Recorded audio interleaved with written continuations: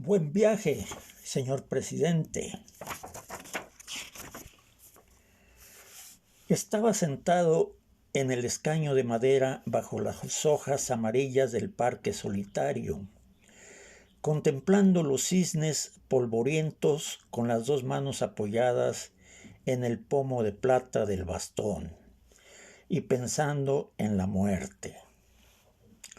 Cuando vino a Ginebra, por primera vez el lago era sereno y diáfano, y había gaviotas mansas que se acercaban a comer en las manos, y mujeres de alquiler que parecían fantasmas a las 6 de la tarde, con volantes de organdí y sombrillas de seda.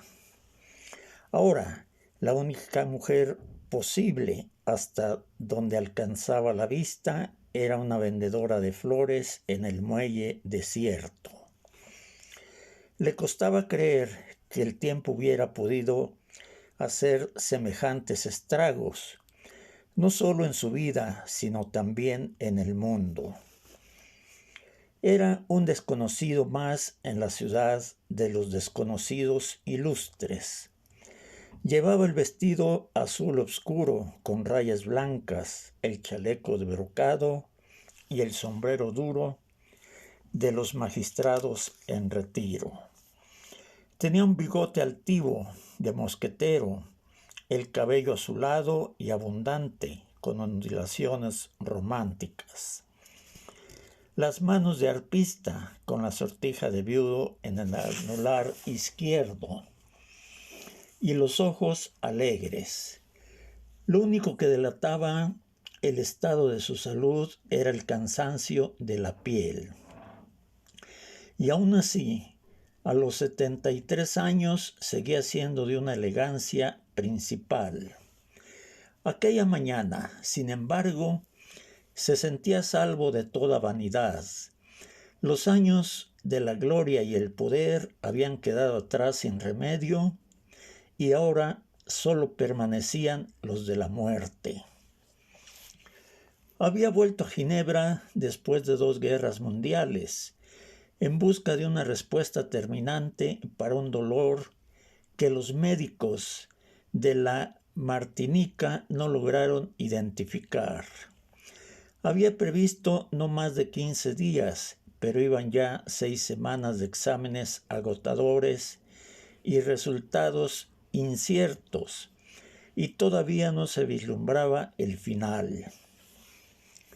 Buscaban el dolor en el hígado, en el riñón, en el páncreas, en la próstata, donde menos estaba.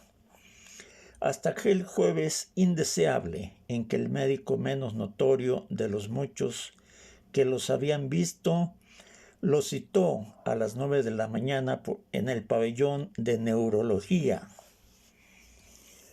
La oficina parecía una celda de monjes y el médico era pequeño y lúgubre y tenía la mano derecha escayolada por una fractura del pulgar.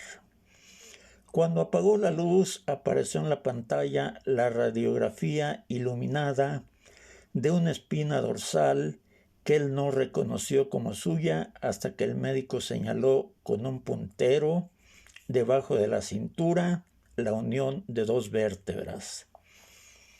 Su dolor está aquí, le dijo. Pero él no era tan fácil. Su dolor era improbable y escurridizo, y a veces parecía estar en el costillar derecho y a veces en el bajo vientre, y a menudo lo sorprendía con una punzada instantánea en la ingle. El médico lo escuchó en suspenso y con el puntero inmóvil de la pantalla. Por eso nos despistó durante tanto tiempo, dijo, pero ahora sabemos que está aquí. Luego se puso el índice en la sien y precisó. Aunque en estricto rigor, señor presidente, todo dolor está aquí.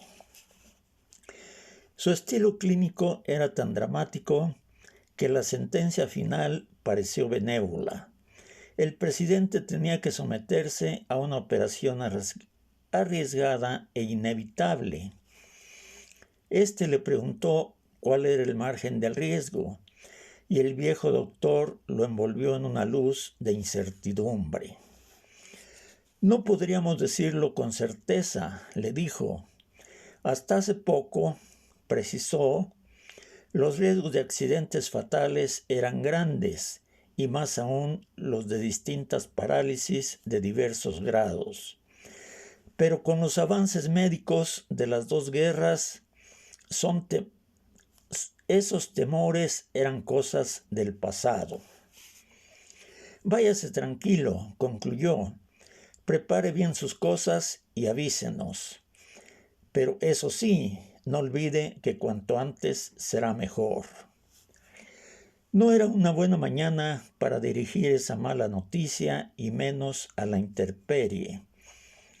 Había salido muy temprano del hotel, sin abrigo, porque vio un sol radiante por la ventana y se había ido con los pasos contados desde el Chemin du Beau Soleil, donde estaba el hospital, hasta el refugio de enamorados furtivos del Parque Inglés.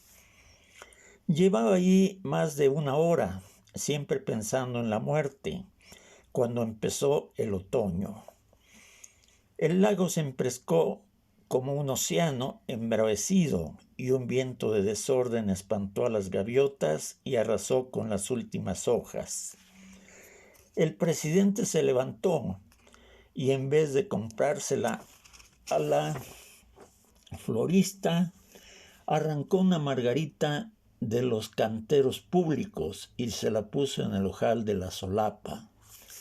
La florista lo sorprendió. «Esas flores no son de Dios, señor», le dijo disgustada, «son del ayuntamiento». Pero él no le puso atención. Se alejó con trancos ligeros, empuñando el bastón por el centro de la caña y a veces haciéndolo girar con un donaire un tanto libertino. En el puente de Mont Blanc estaban quitando a toda prisa las banderas de la Confederación, enloquecidas por la ventolera, y el surtidor esbelto coronado de espuma se apagó antes de tiempo. El presidente no reconoció su cafetería de siempre sobre el muelle, porque había quitado el toldo verde de la marquesina y las terrazas floridas del verano acababan de cerrarse. En el salón, las lámparas estaban encendidas a pleno día y el cuarteto de cuerdas tocaba un Mozart premonitorio. El presidente cogió en el mostrador un periódico de la pila reservada para los clientes, colgó el sombrero y el bastón en la percha, se puso los lentes con armadura de oro para leer en la mesa más apartada y solo entonces tomó conciencia de que había llegado el otoño. Empezó a leer por la página internacional, donde encontraba muy de vez en cuando alguna noticia de las Américas, y siguió leyendo de atrás hacia adelante hasta que la mesera le llevó su botella diaria de agua de Evian. Hacía más de 30 años que había renunciado al hábito del café por imposición de sus médicos, pero había dicho: si alguna vez tuviera la certidumbre de que voy a morir, volvería a tomarlo. Quizá la hora había llegado. «Tráigame también un café», ordenó con un francés perfecto, y precisó, sin reparar en el doble sentido, a la italiana como para levantar a un muerto. Se lo tomó sin azúcar, a sorbos lentos, y después puso la taza boca abajo en el plato para que el sedimento del café, después de tantos años, tuviera tiempo de escribir su destino. El sabor recuperado lo redimió por un instante de su mal pensamiento. Un instante después, como parte del mismo sortilegio, sintió que alguien lo miraba. Entonces pasó la página con un gesto casual. Miró por encima de los lentes y vio al hombre pálido y sin afeitar, con una gorra deportiva y una chaqueta de cordero volteado, que apartó la mirada al instante para no tropezar con la suya. Su cara le era familiar. Se habían cruzado varias veces en el vestíbulo del hospital. Lo había vuelto a ver cuando día en una motoneta por la promenade de Dulac, mientras él contemplaba los cisnes, pero nunca sintió reconocido. No descartó, sin embargo, que fuera otra de las tantas fantasías persecutorias del exilio. Terminó el periódico deprisa, flotando en los chelos suntuosos de Brahms, hasta que el dolor fue más fuerte que la analgesia de la música. Entonces miró el relojito de oro que llevaba colgado de una leontina en el bolsillo del chaleco y se tomó las 2 tabletas calmantes del mediodía con el último trago de agua de Evian. Antes de quitarse los lentes, descifró su destino en el asiento del café y sintió un estremecimiento glacial. Allí estaba la incertidumbre. Por último, pagó la cuenta con una propina estítica, cogió el bastón y el sombrero en la percha y salió a la calle sin mirar al hombre que lo miraba. Se alejó con su andar festivo, bordeando los canteros de flores despedazadas por el viento y se creyó liberado del hechizo. Pero de pronto sintió los pasos detrás de los suyos. Se detuvo al doblar la esquina y dio media vuelta. El hombre que lo seguía tuvo que pararse en seco para no tropezar con él y lo miró sobrecogido, a menos de 2 palmos de sus ojos. «Señor presidente», murmuró, dígale a los que le pagan que no se hagan ilusiones», dijo el presidente sin perder la sonrisa ni el encanto de la voz. «Mi salud es perfecta». «Nadie lo sabe mejor que yo», dijo el hombre abrumado por la carga de dignidad que le cayó encima. «Trabajo en el hospital». La dicción y la cadencia, y aun su timidez, eran las de un Caribe crudo. «No me dirá que es médico», le dijo el presidente. «¿Qué más quisiera yo, señor?», dijo el hombre. «Soy chofer de ambulancia». «Lo siento», dijo el presidente, convencido de su error. «Es un trabajo duro». «No tanto como el suyo, señor». Él lo miró sin reservas, se apoyó en el bastón con las 2 manos y le preguntó con un interés real: «¿De dónde es usted?». «Del Caribe». «De eso ya me di cuenta», dijo el presidente. «¿Pero de qué país?». «Del mismo que usted, señor», dijo el hombre y le tendió la mano. «Mi nombre es Homero Rey». El presidente lo interrumpió sorprendido sin soltarle la mano. «Caray», le dijo, «qué buen nombre». Homero se relajó.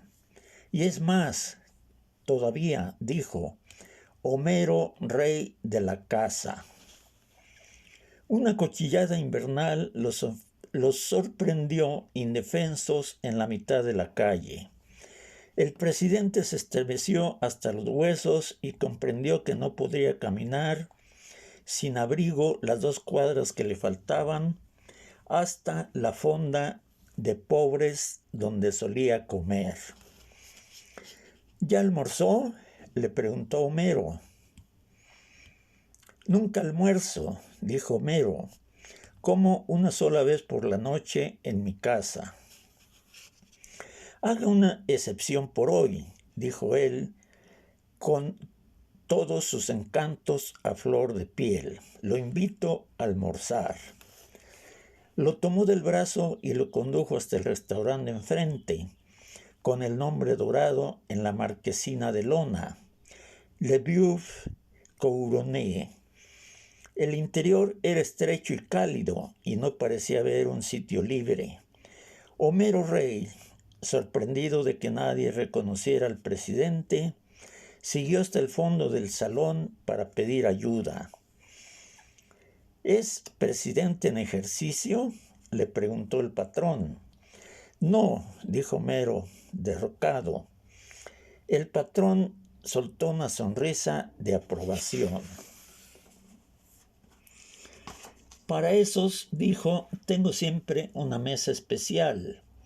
Los condujo a un lugar apartado en el fondo del salón donde podían charlar a gusto. El presidente se lo agradeció. No todos reconocen como usted la dignidad del exilio, dijo. La especialidad de la casa eran las costillas de buey al carbón. El presidente y su invitado miraron en torno y vieron en las otras mesas los grandes trozos asados con un borde de grasa tierna. Es una carne magnífica, murmuró el presidente, pero la tengo prohibida. Fijó en Homero una mirada traviesa y cambió de tono. En realidad tengo prohibido todo. ¿También tiene prohibido el café?, dijo Homero, y sin embargo lo toma. ¿Se dio cuenta?, dijo el presidente, pero hoy fue solo una excepción en un día excepcional. La excepción de aquel día no fue solo en el café. También ordenó una costilla de buey al carbón y una ensalada de legumbres frescas, sin más aderezos que un chorro de aceite de olivas. Su invitado pidió lo mismo, más media garrafa de vino tinto. Mientras esperaban la carne, Homero sacó del bolsillo de la chaqueta una billetera sin dinero y con muchos papeles, y le mostró al presidente una foto descolorida. Él se reconoció en mangas de camisa, con varias libras menos y el cabello y el bigote de un color negro intenso, en medio de un tumulto de jóvenes que se habían empinado para sobresalir. De una sola mirada reconoció el lugar, reconoció los emblemas de una campaña electoral aborrecible, reconoció la fecha ingrata. ¡Qué barbaridad!, murmuró. Siempre he dicho que uno envejece más rápido en los retratos que en la vida real. Y devolvió la foto con el gesto de un acto final. Lo recuerdo muy bien, dijo. Fue hace miles de años en la gallera de San Cristóbal de las Casas. Es mi pueblo, dijo Homero, y se señaló a sí mismo en el grupo. Ese soy yo. El presidente lo reconoció. Era una criatura.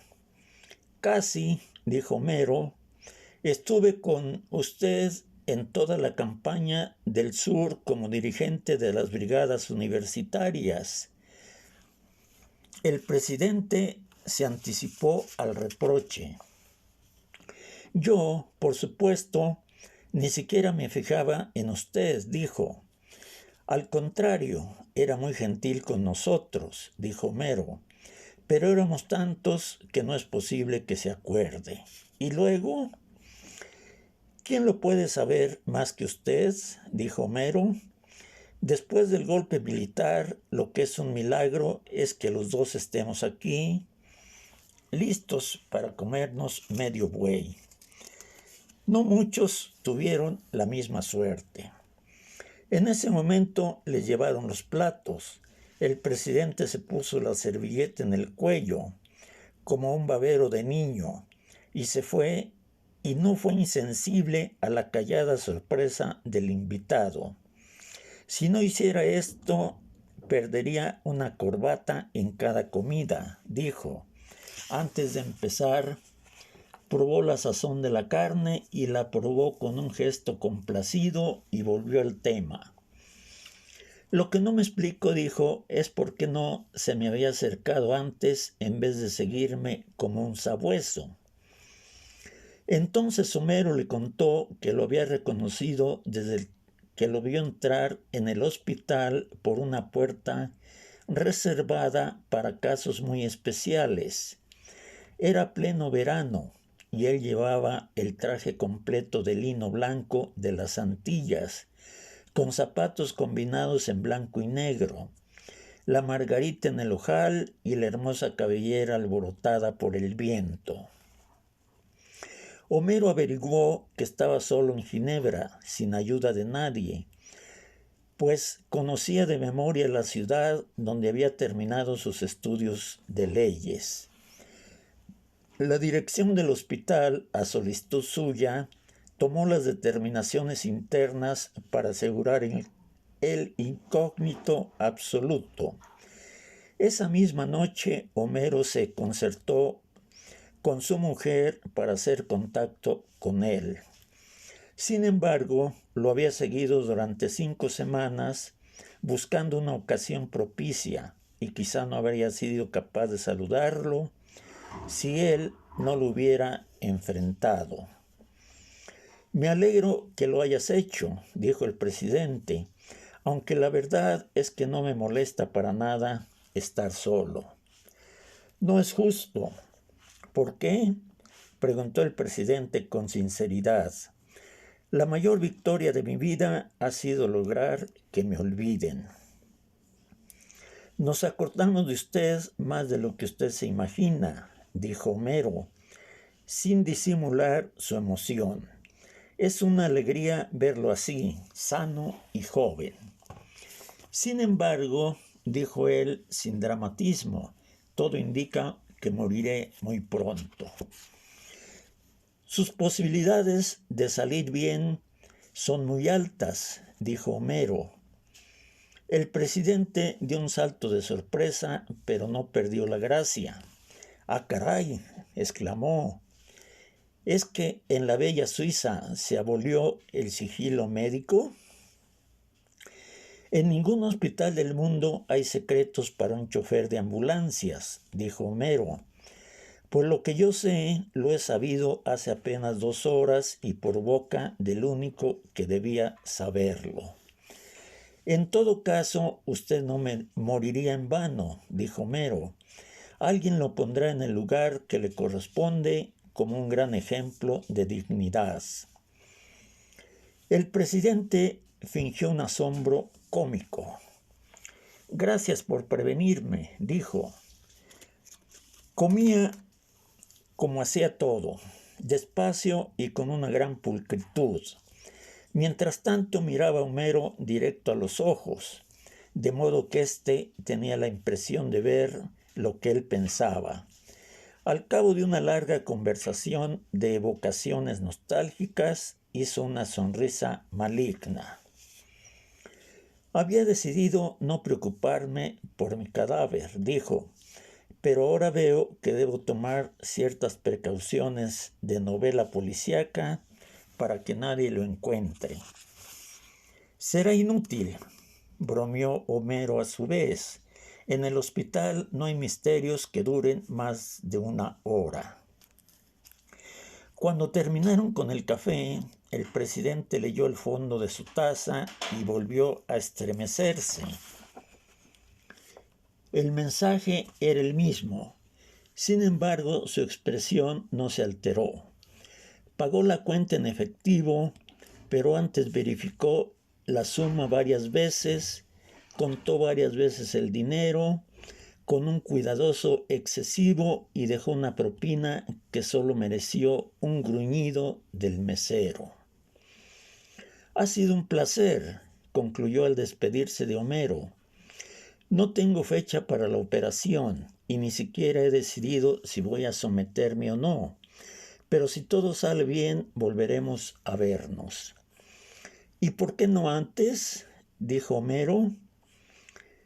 Lázara, mi mujer, es cocinera de ricos. Nadie prepara el arroz con camarones mejor que ella, y nos gustaría tenerlo en casa una noche de estas. Tengo prohibidos los mariscos, pero los comeré con mucho gusto, dijo él. Dígame cuándo. El jueves es mi día libre, dijo Homero. Perfecto, dijo el presidente. El jueves a las 7 de la noche estoy en su casa. Será un placer. Yo pasaré a recogerlo, dijo Homero. Hotelier Dames, 14 Rue de l'Industrie, detrás de la estación. ¿Es correcto? Correcto, dijo el presidente, y se levantó más encantador que nunca. Por lo visto sabe hasta el número que calzo.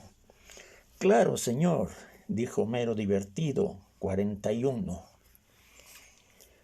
Lo que Homero Rey no le contó al presidente, pero se lo siguió contando durante años a todo el que quiso oírlo, fue que su propósito inicial no era tan inocente. Como otros choferes de ambulancia, tenía arreglos con empresas funerarias y compañías de seguros para vender servicios dentro del mismo hospital, sobre todo a pacientes extranjeros de escasos recursos. Eran ganancias mínimas y además había que repartirlas con otros empleados que se pasaban de mano en mano los informes secretos sobre los enfermos graves. Pero era un buen consuelo para un desterrado sin porvenir que subsistía a duras penas con su mujer y sus 2 hijos con un sueldo ridículo. Lázara Davis, su mujer, fue más realista. Era una mulata fina de San Juan de Puerto Rico, menuda y maciza, del color del caramelo en reposo y con unos ojos de perra brava que le iban muy bien a su modo de ser. Se habían conocido en los servicios de caridad del hospital, donde ella trabajaba como ayudante de todo después que un rentista de su país, que la había llevado como niñera, la dejó al garete en Ginebra.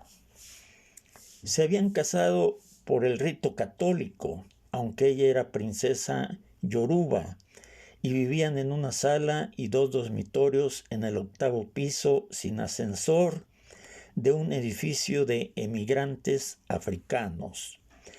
Tenían una niña de 9 años, Bárbara, y un niño de 7, Lázaro, con algunos índices menores de retraso mental. Lázara Davis era inteligente y de mal carácter, pero de entrañas tiernas. Se consideraba a sí misma como una Tauro pura y tenía una fe ciega en sus augurios astrales. Sin embargo, nunca pudo cumplir el sueño de ganarse la vida como astróloga de millonarios. En cambio, aportaba a la casa recursos ocasionales y a veces importantes, preparando cenas para señoras ricas que lucían con sus invitados, haciéndoles creer que eran ellas las que cocinaban los excitantes platillos antillanos. Homero, por su parte, era tímido de solemnidad y no daba para más de lo poco que hacía. Pero Lázara no concebía la vida sin él por la inocencia de su corazón y el calibre de su arma. Les había ido bien, pero los años venían cada vez más duros y los niños crecían. Por los tiempos en que llegó el presidente, había empezado a picotear sus ahorros de 5 años, de modo que cuando Homero Rey lo descubrió entre los enfermos incógnitos del hospital, se les fue la mano en las ilusiones. No sabían a ciencia cierta qué le iban a pedir, ni con qué derecho.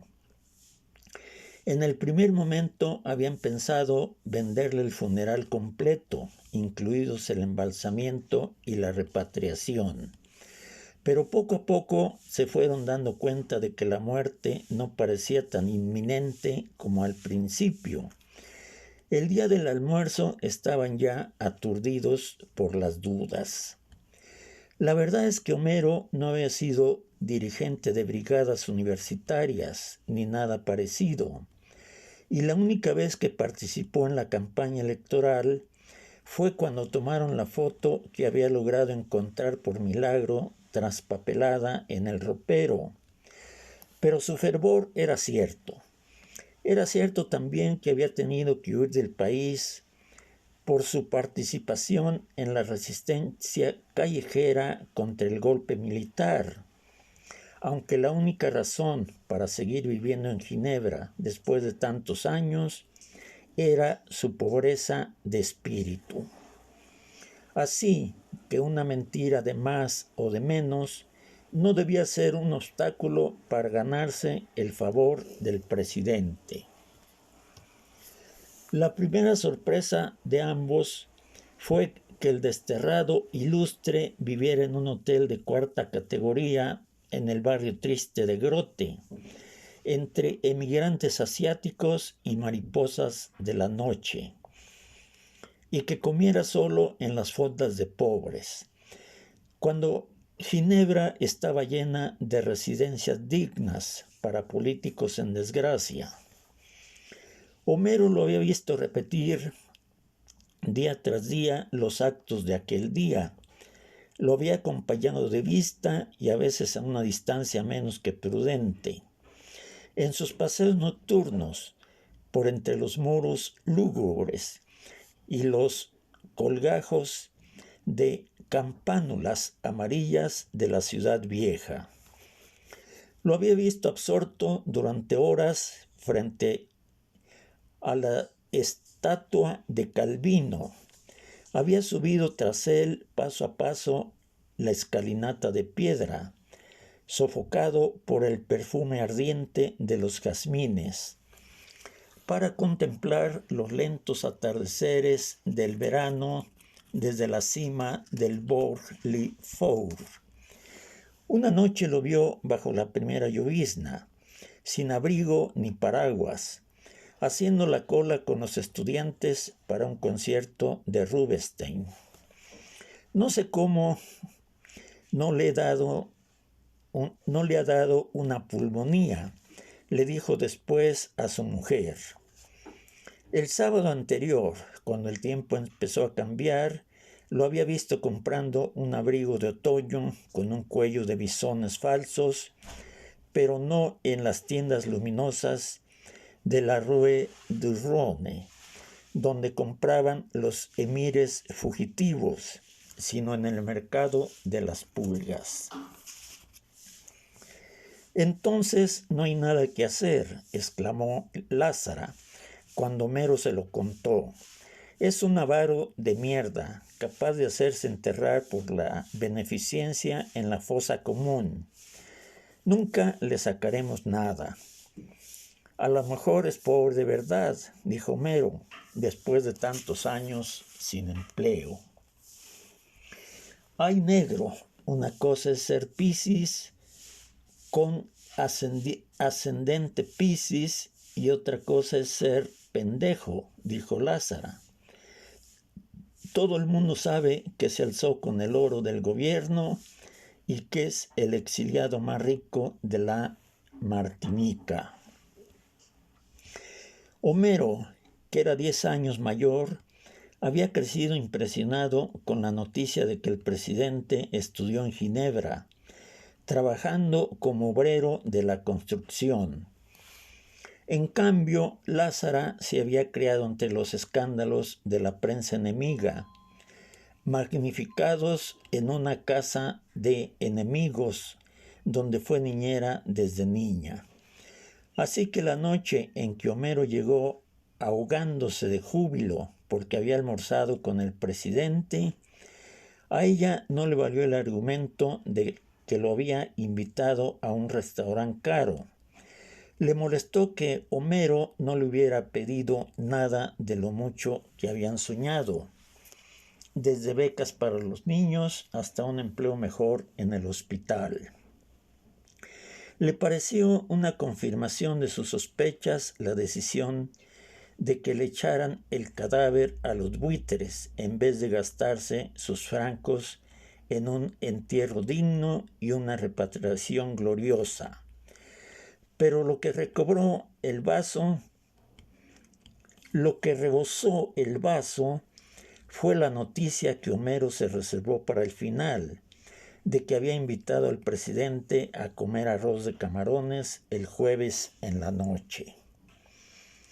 No más eso nos faltaba, dijo Lázara, que se nos muera aquí, envenenado con camarones de lata, y tengamos que enterrarlo con los ahorros de los niños. Lo que al final determinó su conducta fue el peso de su lealtad conyugal. Tuvo que pedir prestado a su vecina 3 juegos de cubiertos de alpaca y una ensaladera de cristal, a otra una cafetera eléctrica, a otra un mantel bordado y una vajilla china para el café. Cambió las cortinas viejas por las nuevas, que solo usaban en los días de fiesta, y les quitó el forro a los muebles.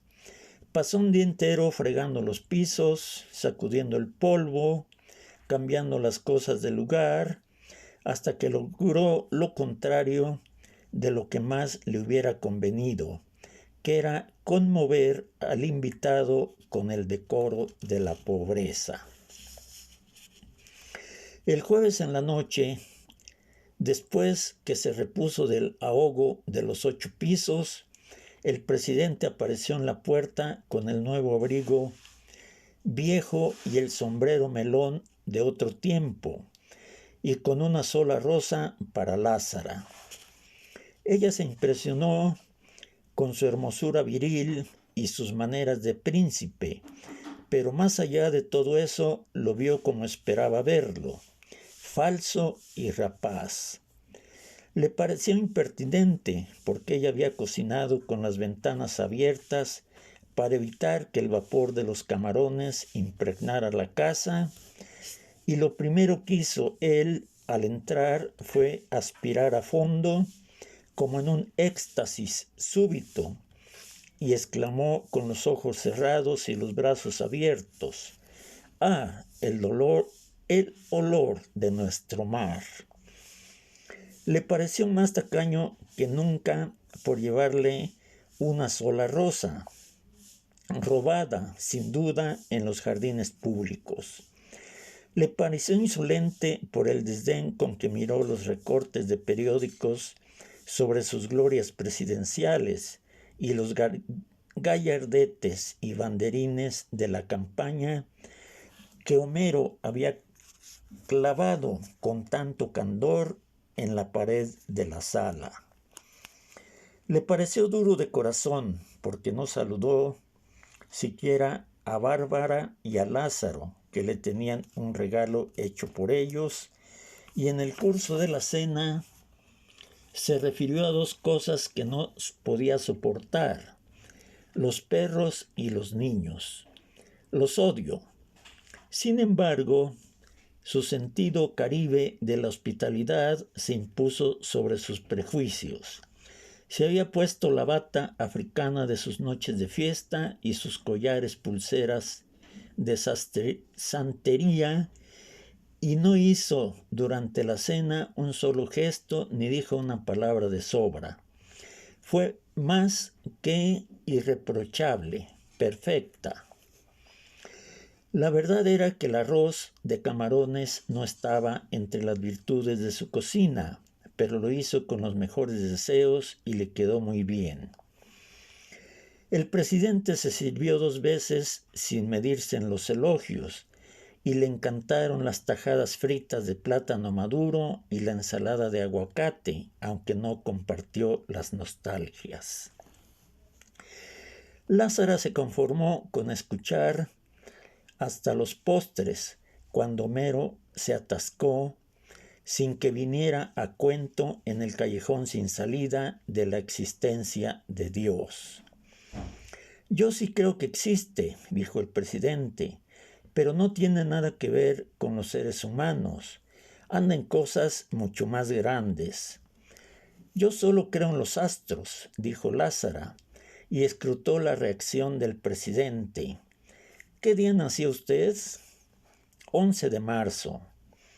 Tenía que ser, dijo Lázara con un sobresalto triunfal, y preguntó de buen tono, ¿no serán demasiado 2 Piscis en una misma mesa? Los hombres seguían hablando de Dios cuando ella se fue a la cocina a preparar el café. Había recogido los trastos de la comida y ansiaba con toda su alma que la noche terminara bien.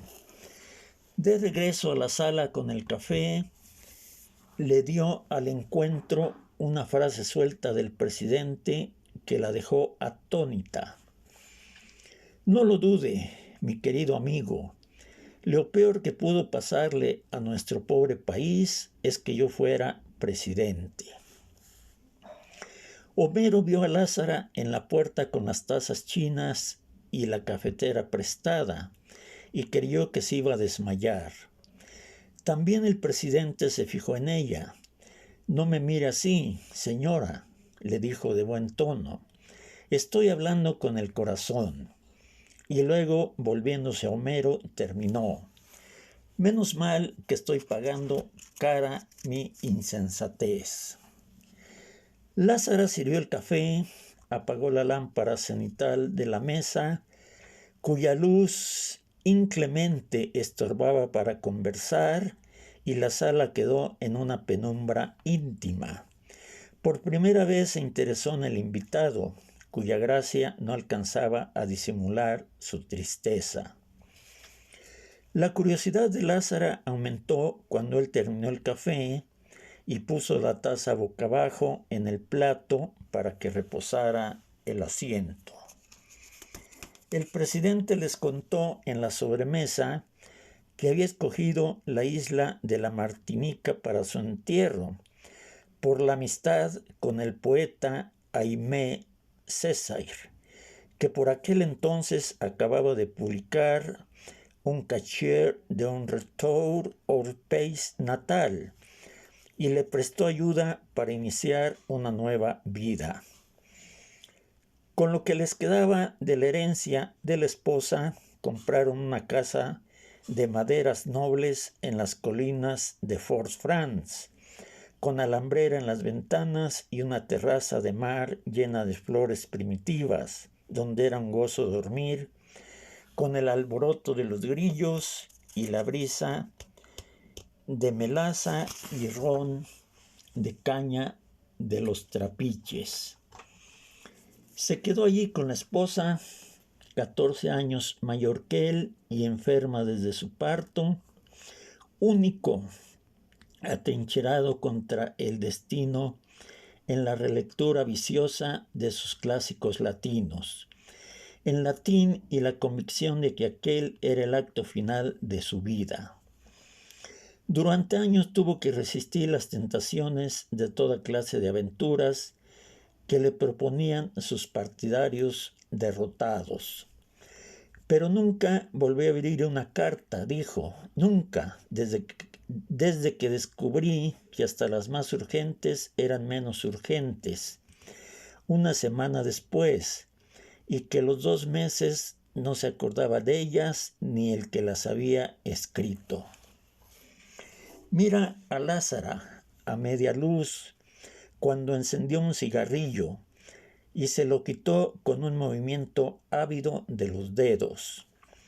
Le dio una chupada profunda y retuvo el humo en la garganta. Lázara, sorprendida, cogió la cajetilla y los fósforos para encender otro, pero él le devolvió el cigarrillo encendido. «Fuma usted con tanto gusto que no pude resistir la tentación», le dijo él, pero tuvo que soltar el humo porque sufrió un principio de tos. Abandoné el vicio hace muchos años, pero él no me abandonó a mí por completo, dijo. Algunas veces ha logrado vencerme, como ahora. La tos le dio 2 sacudidas más. Volvió el dolor. El presidente miró la hora en el relojito de su bolsillo y tomó las 2 tabletas de la noche. Luego escrutó el fondo de la taza. No había cambiado nada, pero esta vez no se estremeció. Algunos de mis antiguos partidarios han sido presidentes después que yo, dijo. Sáyago, dijo Homero. Sáyago y otros, dijo él. Todos como yo, usurpando un honor que no merecíamos con un oficio que no sabíamos hacer. Algunos persiguen solo el poder, pero la mayoría busca todavía menos el empleo. Lázara se encrespó. ¿Usted sabe lo que dicen de usted?, le preguntó. Homero, alarmado, intervino. Son mentiras. Son mentiras y no lo son, dijo el presidente con una calma celestial. Tratándose de un presidente, las peores ignominias pueden ser las 2 cosas al mismo tiempo, verdad y mentira. Había vivido en la Martinica todos los días del exilio, sin más contacto con el exterior que las pocas noticias del periódico oficial, sosteniéndose con clases de español y latín en un liceo oficial y con las traducciones que a veces le encargaba Aimé Césaire. El calor era insoportable en agosto. Él se quedaba en la hamaca hasta el mediodía, leyendo al arrullo del ventilador de aspas del dormitorio. Su mujer se ocupaba de los pájaros que criaba en libertad, aun en las horas de más calor, protegiéndose del sol con un sombrero de paja de alas grandes, adornado de frutillas artificiales y flores de organdí. Pero cuando bajaba el calor era bueno tomar el fresco en la terraza. Él, con la vista fija en el mar hasta que se hundía en las tinieblas, y ella en su mecedor de mimbre, con el sombrero roto y las sortijas de fantasía en todos los dedos, viendo pasar los buques del mundo. Ese va para Puerto Santo, decía ella. Ese casi no puede andar con la carga de guineos de Puerto Santo, decía, pues no le parecía posible que pasara un buque que no fuera de su tierra. Él se hacía el sordo, aunque al final ella logró olvidar mejor que él, porque se quedó sin memoria. Permanecían así hasta que terminaban los crepúsculos fragorosos y tenían que refugiarse en la casa derrotados por los zancudos. Uno de esos tantos agostos, mientras leía el periódico en la terraza, el presidente dio un salto de asombro. «Ah, caray», dijo, «he muerto en Estoril». Su esposa, levitando en el sopor, se espantó con la noticia. Eran 6 líneas en la página 5 del periódico que se imprimía a la vuelta de la esquina, en el cual se publicaban sus traducciones ocasionales y cuyo director pasaba a visitarlo de vez en cuando. Y ahora decía que había muerto en Estoril de Lisboa, balneario y guarida de la decadencia europea, donde nunca había estado y tal vez el único lugar del mundo donde no hubiera querido morir. La esposa murió de veras un año después, atormentada por el último recuerdo que le quedaba para aquel instante, el del único hijo que había participado en el derrocamiento de su padre y fue fusilado más tarde por sus propios cómplices. El presidente suspiró. Así somos, y nada podrá redimirnos, dijo. Un continente concebido por las heces del mundo entero, sin un instante de amor, hijos de raptos, de violaciones, de tratos infames, de engaños, de enemigos con enemigos. Se enfrentó a los ojos africanos de Lázara, que lo escudriñaban sin piedad, y trató de amansarla con su libia de viejo maestro. La palabra mestizaje significa mezclar las lágrimas con la sangre que corre. ¿Qué puede esperarse de semejante brebaje? Lázara lo clavó en su sitio con un silencio de muerte, pero logró sobreponerse poco antes de la medianoche y los despidió con un beso formal.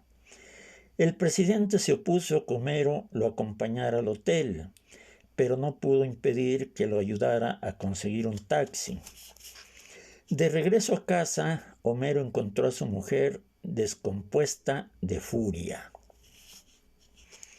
Ese es el presidente mejor tumbado del mundo, dijo ella. Un tremendo hijo de puta. A pesar de los esfuerzos que hizo Homero por tranquilizarla, pasaron en vela una noche terrible. Lázara reconocía que era uno de los hombres más bellos que había visto, con un poder de seducción devastadora y una virilidad de semental. Así como está viejo y jodido, debe ser todavía un tigre en la cama, dijo. Pero creía que esos dones de Dios los había malbaratado al servicio de la simulación. No podía soportar sus alardes de haber sido el peor presidente de su país, ni sus ínfulas de asceta, si estaba convencida de que era dueño de la mitad de los ingenios de la Martinica, ni la hipocresía de su desdén por el poder, si era evidente que lo daría todo por volver un minuto a la presidencia para hacerles morder el polvo a sus enemigos. Y todo eso concluyó solo por tenernos rendidos a sus pies. ¿Qué puede ganar con eso?, dijo Homero. Nada, dijo ella. Lo que pasa es que la coquetería es un vicio que no se sacia con nada. Era tanta su furia que Homero no pudo soportarla en la cama y se fue a terminar la noche envuelto con una manta en el diván de la sala. Lázara se levantó también en la madrugada, desnuda de cuerpo entero, como solía dormir y estar en casa, y hablando consigo misma en un monólogo de una sola cuerda. En un momento borró de la memoria de la humanidad todo rostro de la cena indeseable. Devolvió al amanecer las cosas prestadas, cambió las cortinas nuevas por las viejas y puso los muebles en su lugar, hasta que la casa volvió a ser tan pobre y decente como había sido hasta la noche anterior. Por último, arrancó los recortes de prensa, los retratos, los banderines y gallardetes de la campaña abominable y tiró todo en el cajón de la basura con un grito final: ¡al carajo! Una semana después de la cena, Homero encontró al presidente esperándolo a la salida del hospital, con la súplica de que lo acompañara a su hotel. Subieron los 3 pisos empinados hasta una mansarda con una sola claraboya que daba a un cielo de ceniza y atravesaba por una cuerda con ropa puesta a secar.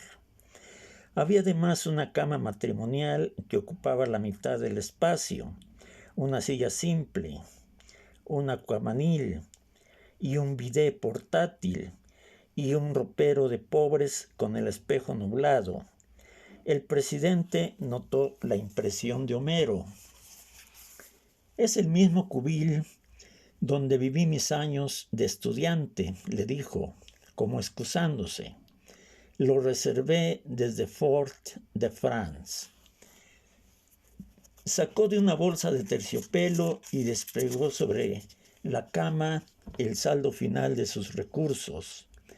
Varias pulseras de oro con distintos adornos de piedras preciosas, un collar de perlas de 3 vueltas y otros 2 de oro y piedras preciosas, 3 cadenas de oro con medallas de santos y un par de aretes de oro con esmeraldas, otro con diamantes y otro con rubíes, 2 relicarios y un guardapelos, 11 sortijas con toda clase de monturas preciosas y una diadema de brillantes que pudo haber sido de una reina. Luego sacó de un estuche distinto 3 pares de mancornas de plata y 2 de oro, con sus correspondientes pisacorbatas y un reloj de bolsillo enchapado en oro blanco.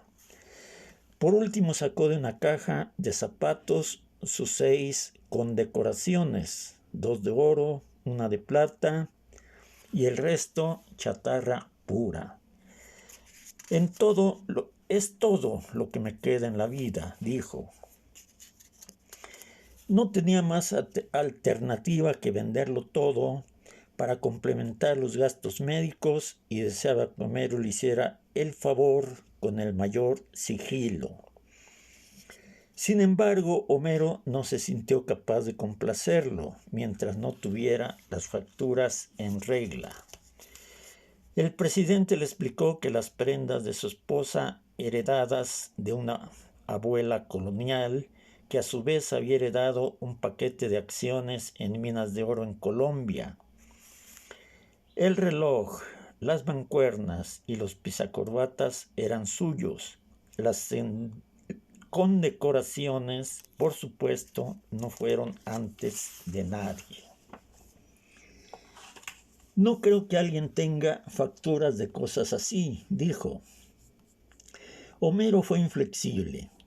«En ese caso», reflexionó el presidente, «no me quedará más remedio que dar la cara». Empezó a recoger las joyas con una calma calculada. «Le ruego que me perdone, mi querido Homero, pero es que no hay peor pobreza que la de un presidente pobre», le dijo.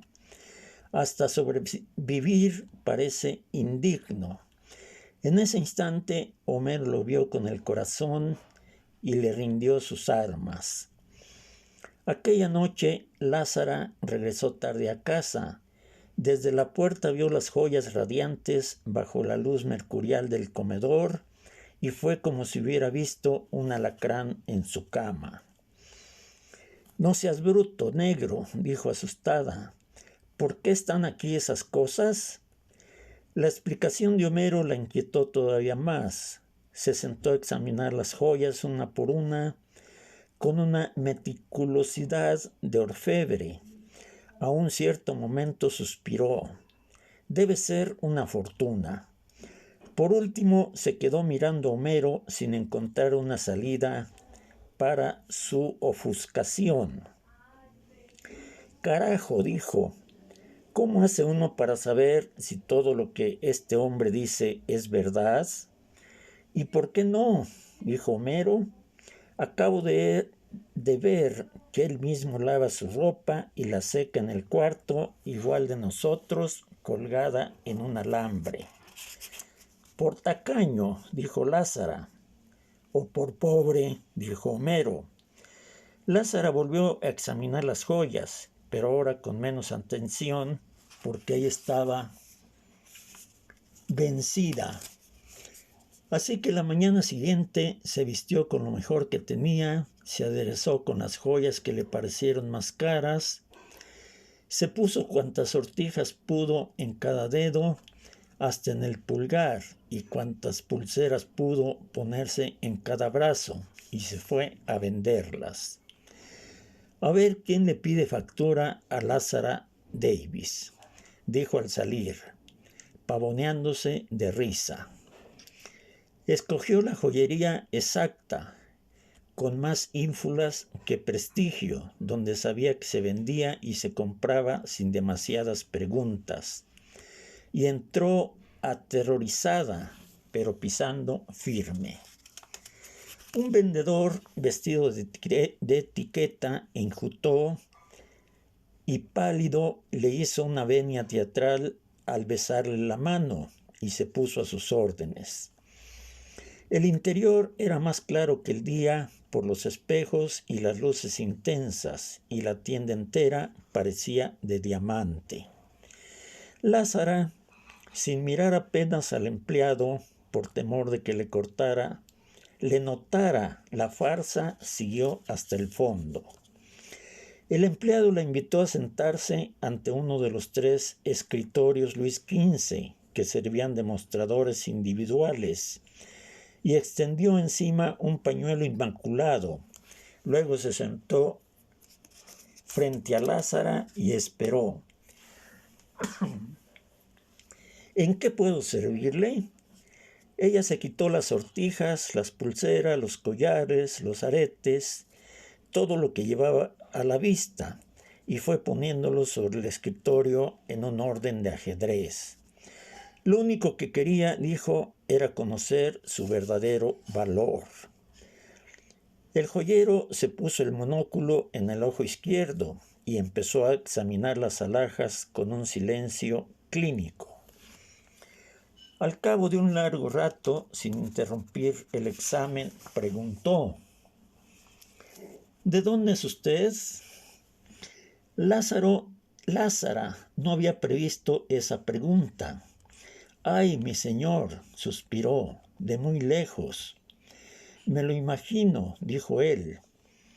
Volvió al silencio, mientras Lázara lo escudriñaba sin misericordia con sus terribles ojos de oro. El joyero le consagró una atención especial a la diadema de diamantes y la puso aparte de las otras joyas. Lázara suspiró. Es usted un Virgo perfecto, dijo. El joyero no interrumpió el examen. ¿Cómo lo sabe? Por el modo de ser, dijo Lázara.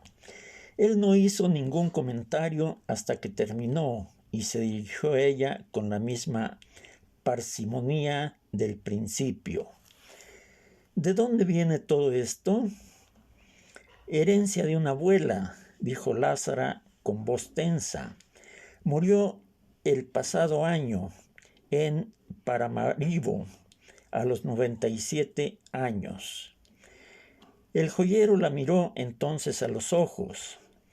Lo siento mucho, le dijo, pero el único valor de estas cosas es lo que pese el oro. Cogió la diadema con la punta de los dedos y la hizo brillar bajo la luz deslumbrante. Salvo esta, dijo, es muy antigua, egipcia tal vez, y sería invaluable si no fuera por el mal estado de los brillantes, pero de todos modos tiene un cierto valor histórico. En cambio, las piedras de las otras alhajas, las amatistas, las esmeraldas, los rubíes, los ópalos, todas sin excepción son falsas. Sin duda, las originales fueron buenas, dijo el joyero, mientras recogía las prendas para devolverlas. Pero de tanto pasar de una generación a otra, se han ido quedando en el camino las piedras legítimas, reemplazadas por culos de botella. Lázara sintió una náusea verde, respiró hondo y dominó el pánico. El vendedor la consoló. Ocurre a menudo, señora. Ya lo sé, dijo Lázara aliviada. Por eso quiero salir de ellas. Entonces sintió que estaba más allá de la farsa y volvió a ser ella misma. Sin más vueltas sacó del bolso las mancuernas, el reloj de bolsillo, los pisacorbatas, las condecoraciones de oro plata y el resto de baratijas personales del presidente y puso todo sobre la mesa. Voy al salón. ¿También esto?, preguntó el joyero. Todo, dijo Lázara. Los frascos suizos con los que les pagaron eran tan nuevos que temió mancharse los dedos con la tinta fresca. Los recibió sin contarlos y el joyero la despidió en la puerta con la misma ceremonia del saludo. Ya de salida, sosteniendo la puerta de cristal para cederle el paso, la demoró un instante. Y una última cosa, señora, le dijo, soy Acuario. A la primera noche de Homero y Lázara llevaron el dinero al hotel. Hechas otra vez las cuentas, faltaba un poco más. De modo que el presidente se quitó y fue poniendo sobre la cama el anillo matrimonial, el reloj con la leontina y las mancuernas y el pisacorbatas que estaba usando. Lázara le devolvió el anillo. Ese no, le dijo. Un recuerdo así no se puede vender. El presidente lo admitió y volvió a ponerse el anillo. Lázara le devolvió a sí mismo el reloj del chaleco. Esto tampoco, dijo. El presidente no estuvo de acuerdo, pero ella lo puso en su lugar. ¿A quién se le ocurre vender relojes en Suiza? Ya vendimos uno, dijo el presidente. Sí, pero no por el reloj, sino por el oro. También este es de oro, dijo el presidente. Sí, dijo Lázara, pero usted puede hasta quedarse sin operar, pero no sin saber qué hora es. Tampoco le aceptó la montura de oro de los lentes, aunque él tenía otro par de carey. Sopesó las prendas que tenía en la mano y puso término a las dudas. Además dijo, con esto alcanza. Antes de salir, descolgó la ropa mojada sin consultárselo y se la llevó para secarla y plancharla en su casa. Se fueron en la motoneta, Homero conduciendo y Lázara en la parrilla, abrazada a su cintura. Las luces públicas acababan de encenderse en la tarde malva. El viento había arrancado las últimas hojas y los árboles parecían fósiles desplumados. Un remolcador descendía por el Ródano con un radio a todo volumen que iba dejando por las calles un reguero de música. George Brassens cantaba.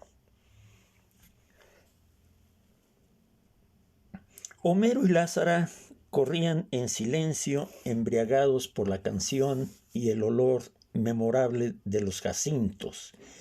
Al cabo de un rato, ella pareció despertar de un largo sueño. «Carajo», dijo. «¿Qué?» «El pobre viejo», dijo Lázaro. «Qué vida de mierda». El viernes siguiente, 7 de octubre, el presidente fue operado en una sesión de 5 horas que por el momento dejó las cosas tan oscuras como estaban. En rigor, el único consuelo era saber que estaba vivo.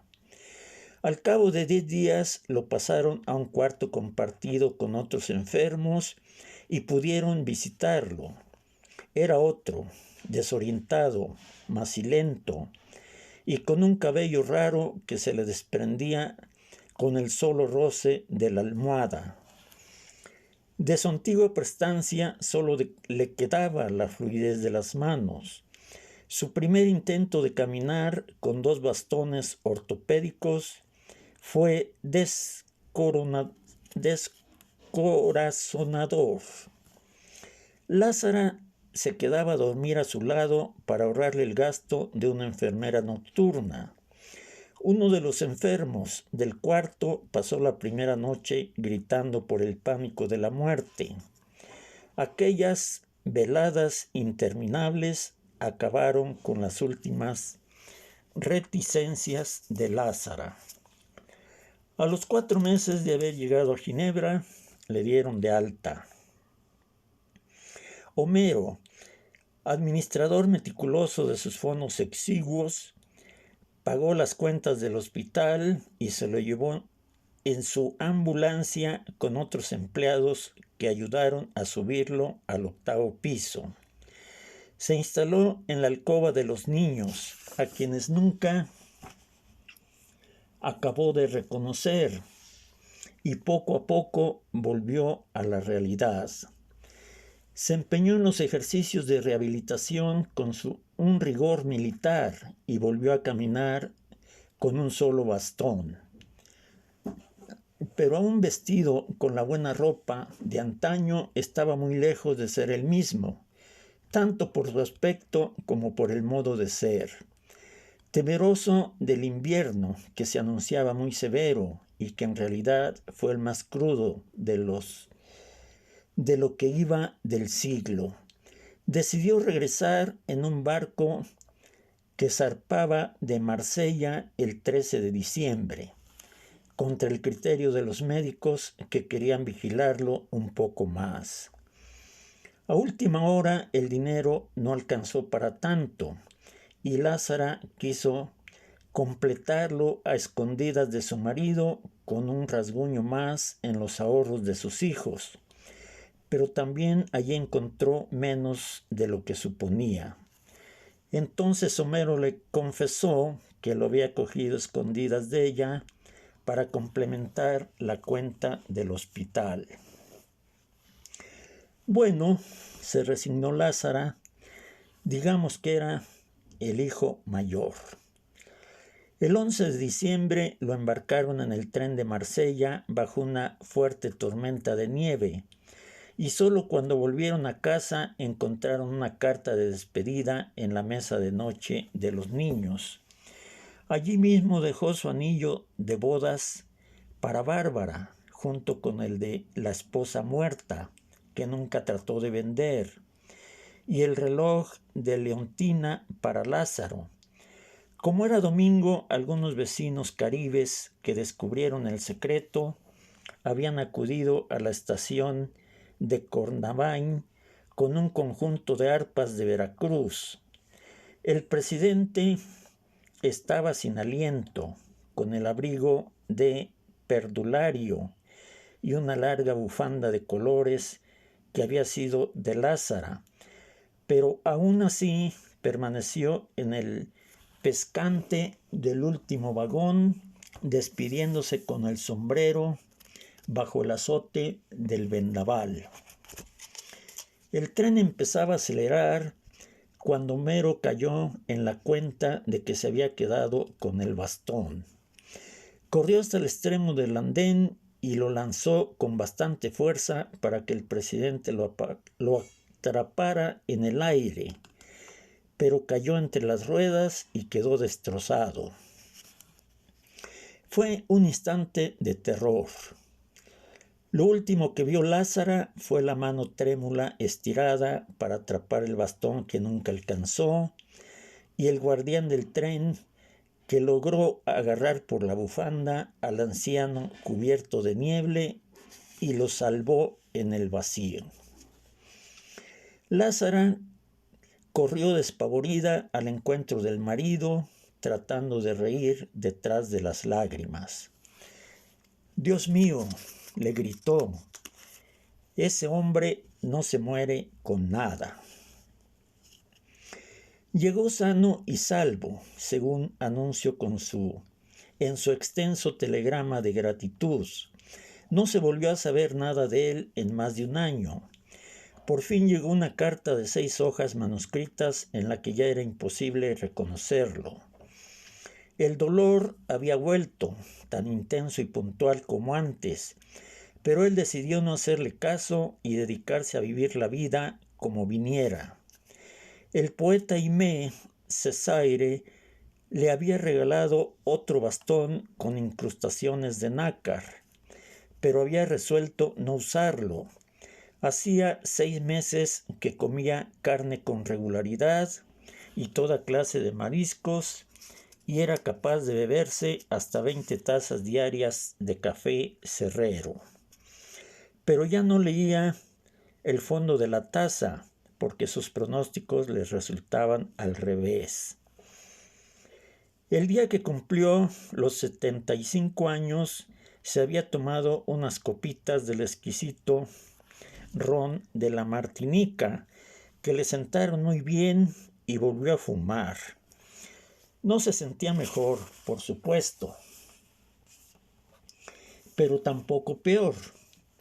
Sin embargo, el motivo real de la carta era comunicarles que se sentía tentado de volver a su país para ponerse al frente de un movimiento renovador, por una causa justa y una patria digna, aunque solo fuera por la gloria mezquina de no morirse de viejo en su cama. En ese sentido concluía la carta. El viaje a Ginebra había sido providencial.